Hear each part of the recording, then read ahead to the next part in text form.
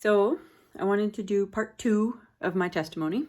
I feel like it was abruptly cut off because there's just so much to tell. And there's just not a lot of time, and I didn't want the video to be too long. So this is part 2. And I just want to say, now that I'm on the other side of it, I understand how God works a little more than I knew before. And when I told you about the house we bought in South Carolina, and the man was a Christian, and he was probably the second Christian I knew. My friend in California that kept inviting me to church, and I always told her no, that she was the first person.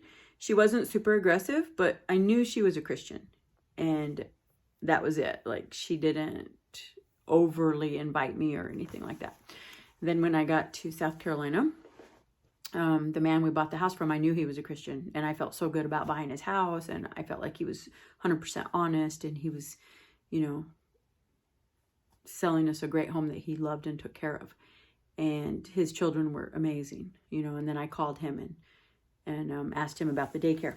So anyway, after living in my house for a while, my other experience with Christians besides him was my neighbors.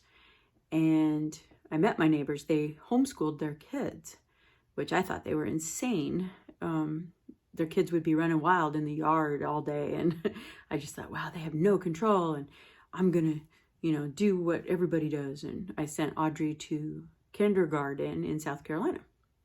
And it was all right. Her kindergarten teacher wasn't bad. She was a good teacher. And I volunteered at the school so I could spend time with Audrey when I could. I went and just helped out in the classroom, so I felt good about Audrey being there. And the second year, we ended up moving. Well, anyway, I met my neighbors, and they were Christians. They were homeschoolers. And they had told me that they had been praying every single day for the people that bought the house.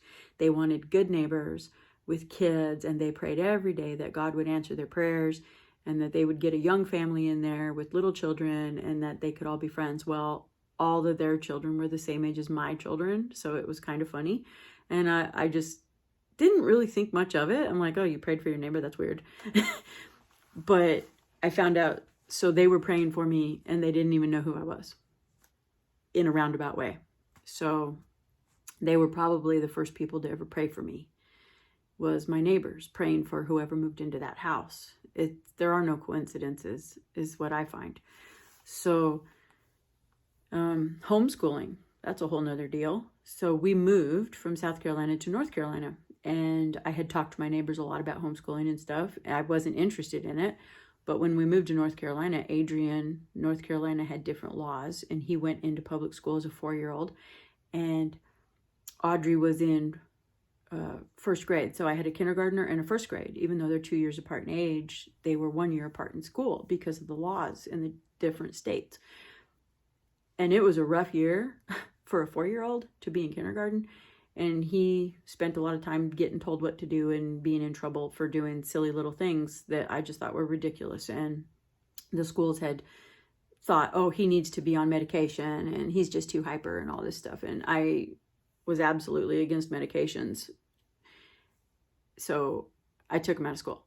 I let him finish kindergarten, and Audrey finished first grade. And then the next year we started homeschooling and never looked back. We figured it out along the way. I wasn't the best homeschooling teacher. I was very, I don't even know how to describe myself. I made sure they knew how to read and write, and I set my importance on things like that. And then we got involved in different co-ops and different groups, and it was just a lot of fun, and we had a lot of fun. And there was I wasn't a legalistic homeschooler, I guess is the word. It wasn't like public school. I didn't try to recreate public school. I just made sure they knew how to do certain things. That was our homeschooling adventure. So the older two kids had 1 to 2 years of public school, And then Abigail had none until college. And even then she did it online. So yeah, that was our adventure. But God worked through many, many things. And I just feel like he's always been there. He guided us to South Carolina.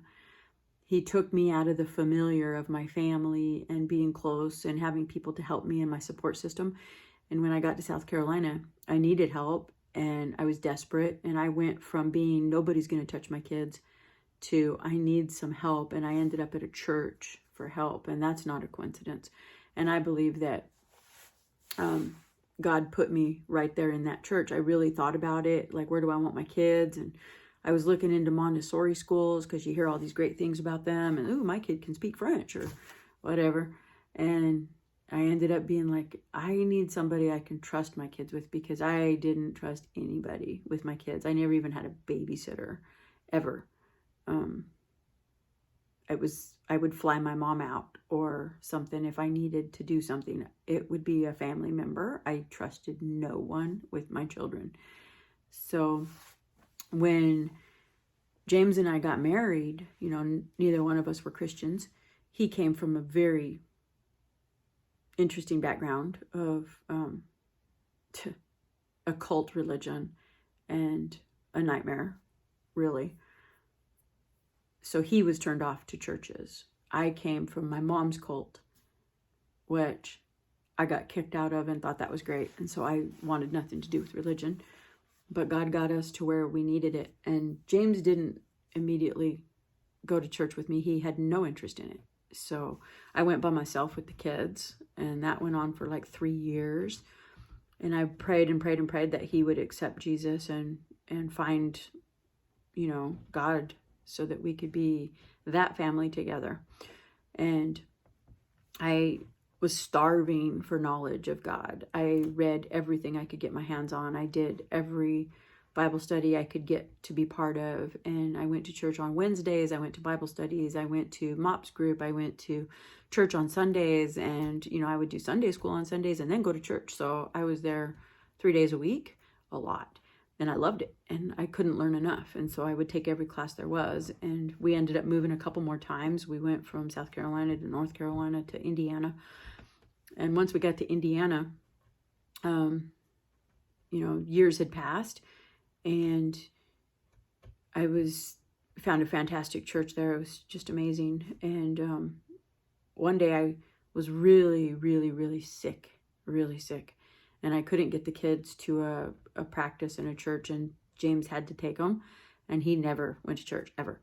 So I stayed home, and he took them because we were in the middle of this production for Easter, and they needed to be there. And so he took them. And then that day, he heard something on that Wednesday night prayer service that he needed to hear. And God got his attention. And I felt better the next week, but he wanted to go again. So he went again, and he started going on Wednesdays to the prayer meeting. And it wasn't long before he made an appointment to go speak with a pastor, and he accepted Jesus. So it was, you know, 3.5 years into my Christianity that James came to know Jesus. And it just kind of went from there. Audrey was the next one to accept Jesus. And then Adrian.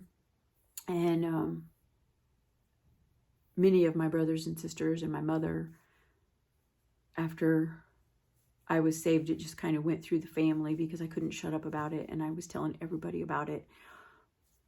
And really just didn't take no for an answer. And then we just kept moving and living all over the country. And, you know, I got pulled in and out of churches. And I think Satan was definitely attacking our family. Like 2 weeks after James accepted Christ, he lost his job. And we went through a year of unemployment and just living on faith, literally, but being tested. Like Satan attacked us like it was his job. And we had my brother-in-law staying with us when he got let go. And my brother-in-law accepted Jesus. And he was working with him too, and he got let go. And then we ended up just trial after trial after trial and just being attacked, and ended up living in a few more states, ended up back in California, ended up in Minnesota, and then just one big adventure. But Christianity doesn't make anything easy. If anything, it makes it harder, because the world is coming after you, and Satan definitely doesn't want you to succeed. I can see that now looking at my life, but every single move, I mean, I have my